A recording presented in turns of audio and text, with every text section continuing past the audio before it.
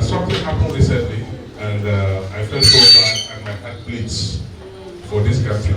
Remember, about 4 days ago, we had the news that there was another coup in Gabon.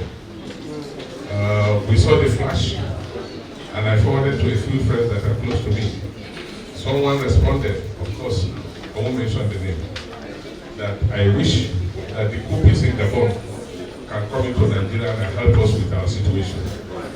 But you see, I also listened to what President Jonathan said recently, that we should all be careful in this country, particularly politicians, that the young ones know their rights to the extent that anything can happen.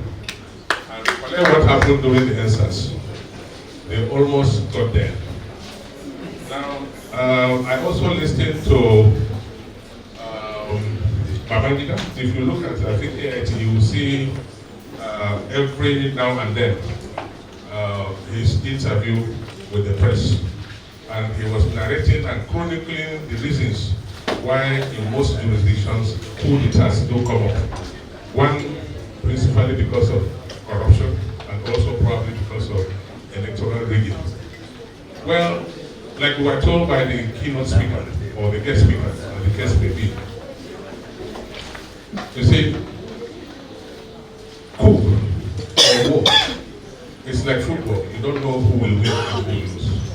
It's like biscuit, you don't know where it will crack. Anybody can be the victim.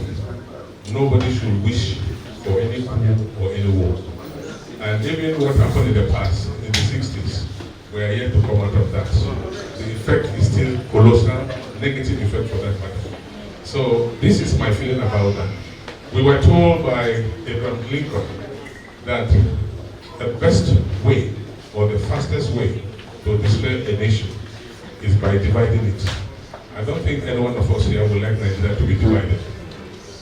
Nobody will wish Nigeria to be divided, despite the fact that we've been told the history of how the colonial masters brought us together, now under one geographical entity called Nigeria, despite all kinds of differences. But that notwithstanding, we as believers in our destinies, we still accept being together, and I think we should work on being together. After all, we all hail from God, from the same Adam and Eve, despite whatever primordial differences we may be having among ourselves.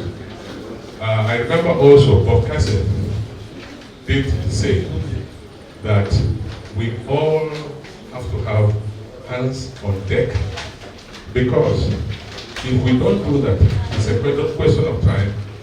The successes that we already have will be erased, and we'll find ourselves back to the drawing board, back to square one, as if nothing has happened. So we must remember, as Nigerians, as elites, that no one will do for us but we ourselves. So I think that is the clear message, which was put across to us lucidly by way of a very good and qualitative presentation, both in terms of the paper as well as the style of presentation. And just like His Royal Highness, the Chair of Bodo did say, I remember nostalgically that yes, I watched the first SAN from the entirety of the northeastern part of Nigeria as far back as 1998.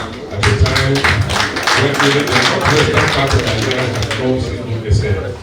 But beyond that, my message to all of us as leaders, because we are all leaders in our lives, whether you occupy public position or not, that being in a position is not what matters, whether by way of election, selection, or appointment.